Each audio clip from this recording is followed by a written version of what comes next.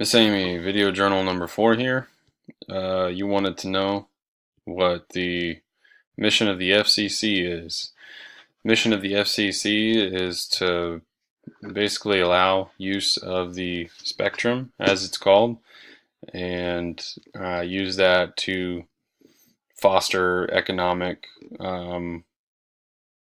pretty much any form of economic development, any kind of growth that's good for the country. At the same time, they want to operate with excellence. I remember that was one of their mission statements as well, and also effectively. So those are some of the things that they do. And so, how many bureaus are there? There's 7 bureaus, and the bureau that oversees broadcast licensure,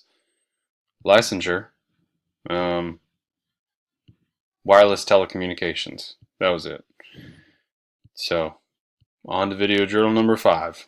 Really sorry about these being late.